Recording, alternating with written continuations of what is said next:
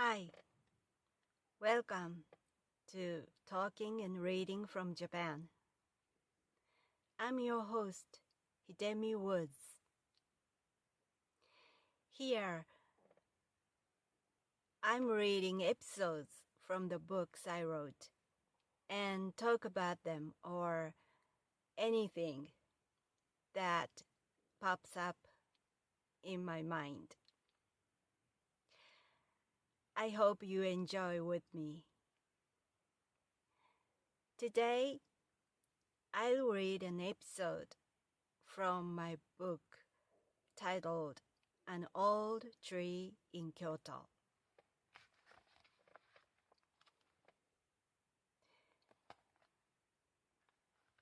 Today's episode I'm reading is called The War Reward Certificate. It's about my late grandfather's certificate that he had treasured all his life.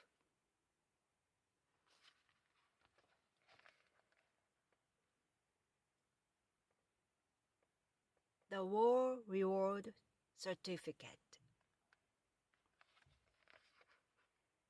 I answered the phone from my grandfather on my mother's side one day when I was in junior high.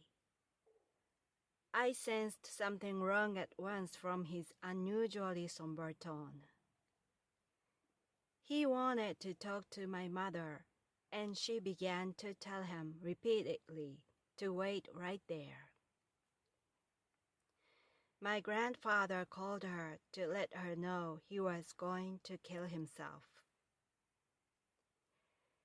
He picked up the payphone at the train station before he took a train to a place where he had chosen to die and said goodbye to my mother. My father rushed into the car to get to the station while my mother stayed home in case my grandfather called again. My father caught him at the station, asked him what was going on, and persuaded him not to take the train. As he didn't want to return home, my father checked him in at a hotel near the station. My mother joined there and they talked him out of killing himself. She came home at night and told me what had happened. As an old custom in Japan, a married couple used to live with the spouse's parents. My grandparents on my mother's side lived with their another daughter and her husband, and they had tackled everyday arguments and disputes. The center of their domestic troubles was often my grandmother. She finally got mad at my grandfather, who had always steered himself away the troubles and stayed out of quarrels. He was a war veteran of World War II and had a reward certificate from the government. She picked it up, said, "Is this piece of paper making you some kind of honorable man?" and tore it before his eyes. Without saying a word, he left home for Atami, which was a Japanese popular seaside resort where my grandparents once visited on their honeymoon. Thankfully, he ended up staying at a hotel with my father instead of committing suicide there. When my grandmother called my mother about his disappearance that night, my mother made her worry all night to punish her by telling a lie that she didn't know his whereabouts. Next day, he calmed down and went home safely. He just told my grandmother he had been in Atami for sightseeing, that she had believed until she died. He was always a quiet, gentle, tolerant man who never seemed suicidal. The war reward certificate must have meant a lot to him, probably a token of his desperate survival for his beloved wife. His choice of a place to die showed their honeymoon was the best time of his life. That was today's episode. It was one of my memories about my favorite grandfather on my mother's side. He was such a gentle, kind, calm, quiet man. And I really, really liked him.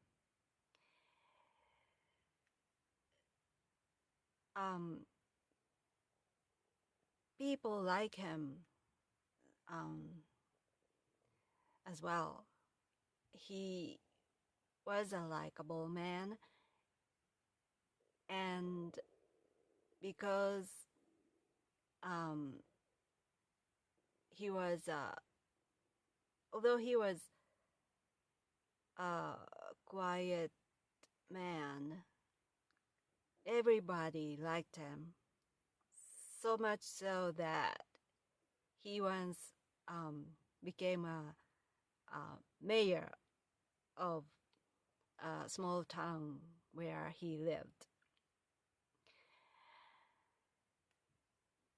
And my grandparents was a nice couple, a happily married couple who got along well each other so much.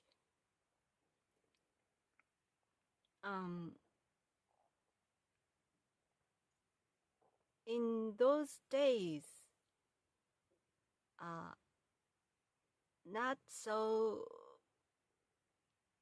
many couples were happily married because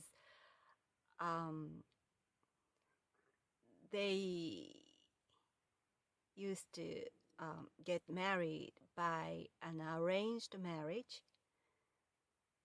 So it was not marriage like it is now, but one of the tools to connect families, to make ties between families for families' interest. But uniquely, my grandparents on my mother's side were married, not specifically by arranged marriage, but my grandfather fell in love with my grandmother, who was a distant relative of his. And my grandmother didn't have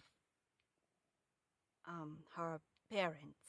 I mean, never lived with her parents because her mother was a geisha and she didn't know who her father was. And her mother, who used to be geisha, she died when she gave birth to my grandmother. So she did neither of her parents. And she didn't have home. So distant relatives were taking her in turns. And one of the houses she temporarily lived was my grandfather's.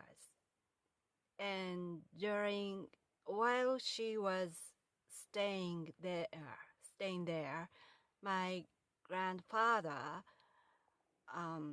fell in love with her, I think. And after a few years later, after they became grown-ups, my grandfather wanted her to be his wife, and he asked his parents to allow him to be married with her. And they got married. And I had never seen them having a fight even once. They just such a nice couple. So when the event in this episode happened, I felt so strange because I thought they never fought each other. And them having a fight sounded so unusual or weird. And so I imagined something really bad must have happened between them. Otherwise, they didn't fight. Although they themselves never fought, inside their family, fights were rampant because they were multi-generation family, according to an old Japanese custom.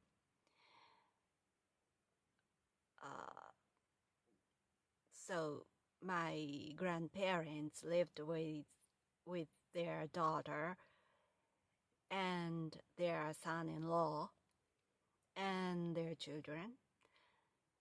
And so 3 generations lived together in a big house. And they were a farming family. They were farmers. And my grandparents had retired from farming long before, and their daughter and their son-in-law were taking up the family business and did the farming. But the problem was my grandmother controlled everything. She tried to intervene every single thing her daughter and son-in-law was doing. So she basically didn't allow their own way. She just tried to continue her way. And so she kept instructing how to farm as the family. But inevitably, um,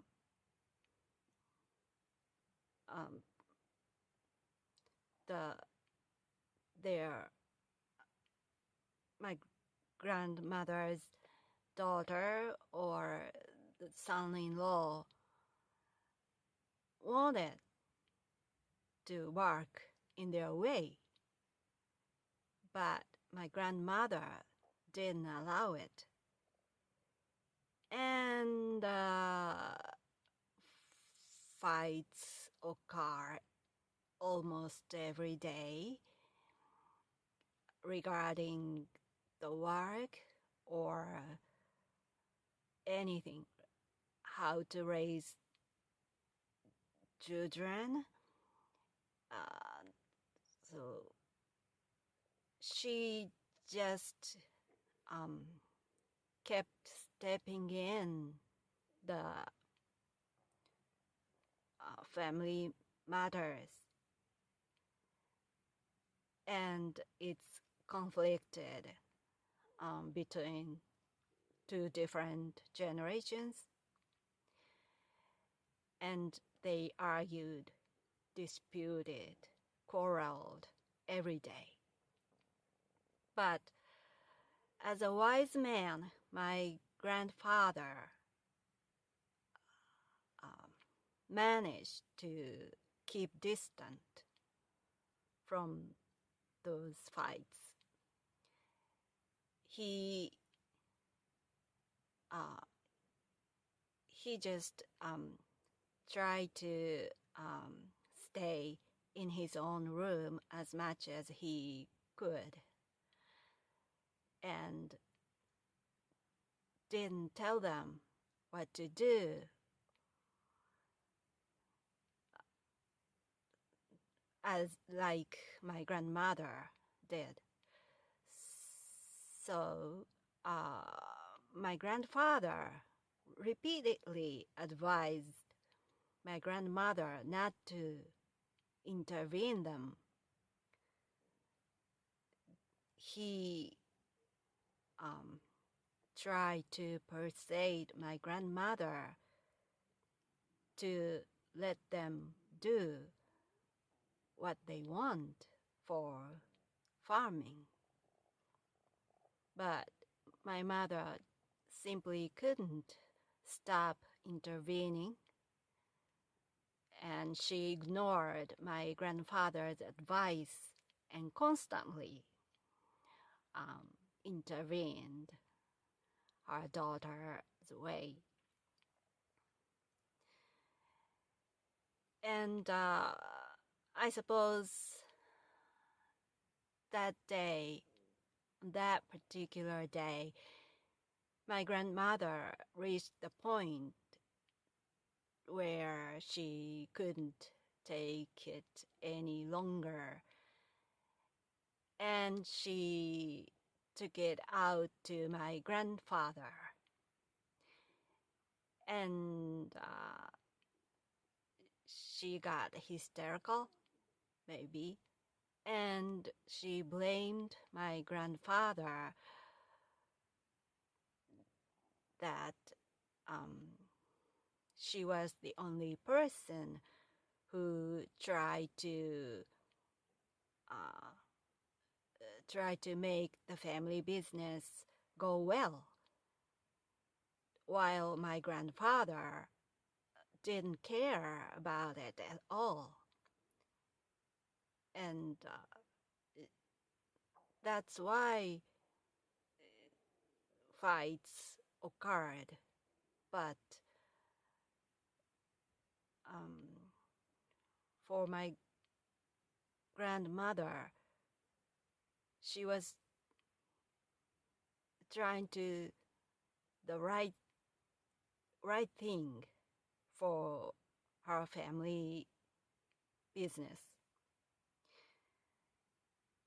And she was always swallowed into all those disputes and quarrels. But my grandfather was distant and stayed in his room as if nothing was happening in the family. And she got mad,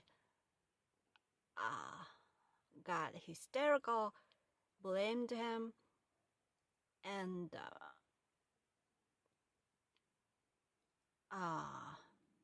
tore the war reward certificate in front of him.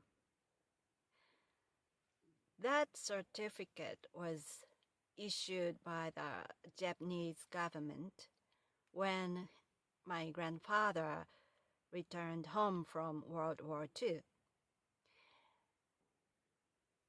It was kind of a government paper to show gratitude to a war veteran. And my grandfather treasured it, so he framed it. It was like a big poster, and he framed it and put it up in his room.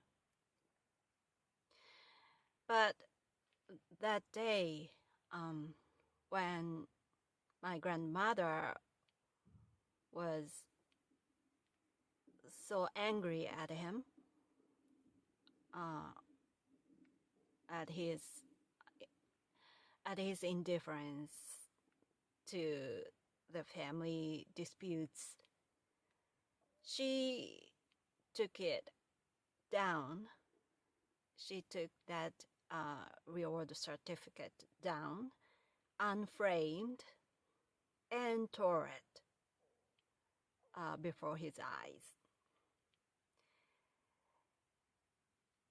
I suppose that certificate was much more important than we all thought. And he just looking at my grandmother tearing it, he left home.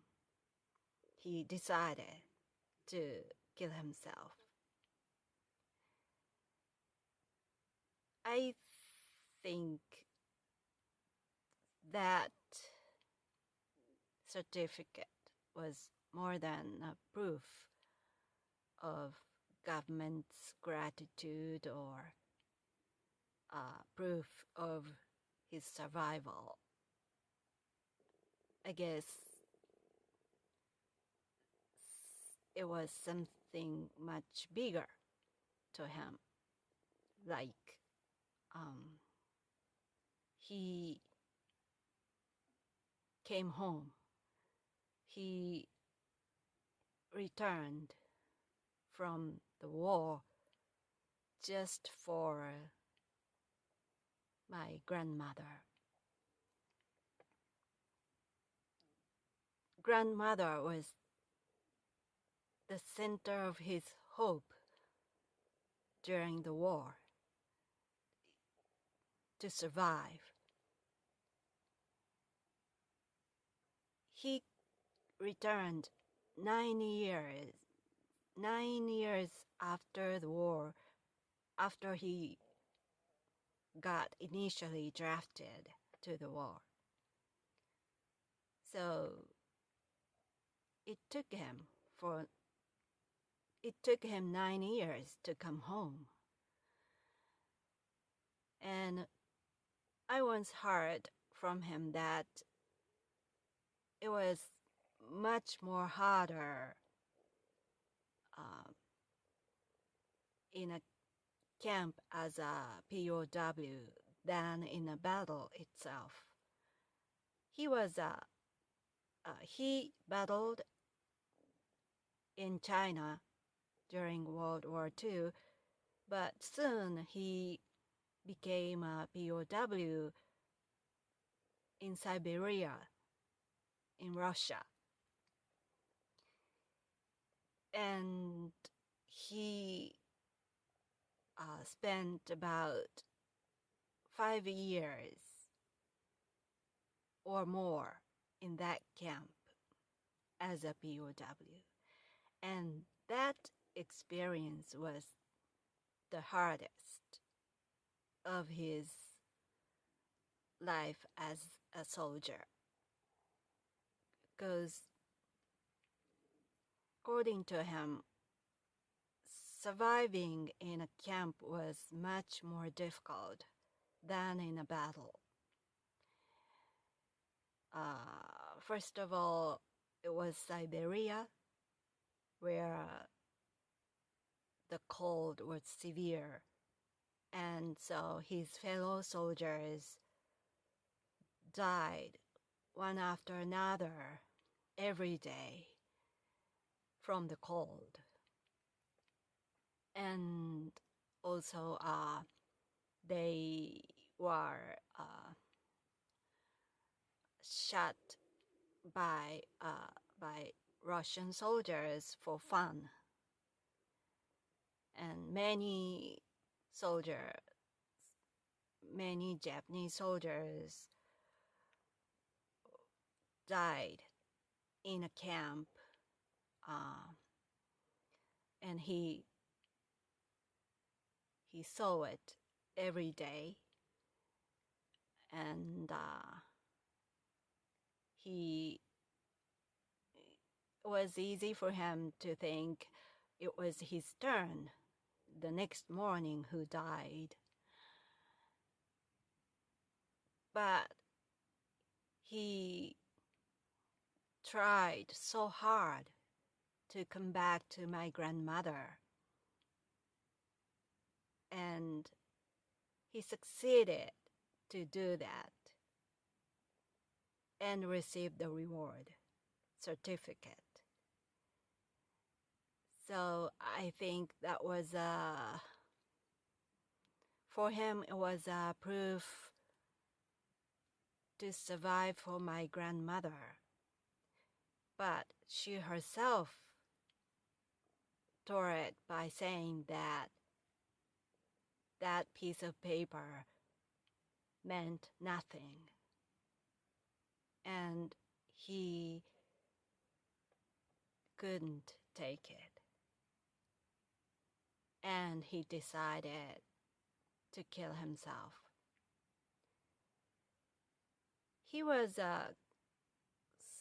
such a calm man, so I had never seen him get emotional. So being suicidal was the last thing that suits him. So that incident must have been so critical to him. But thankfully, he changed his mind and didn't kill himself, didn't go to Atami even. Even going there was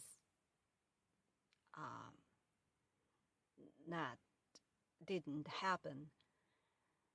So he just spent one night at a hotel near the station and came home. But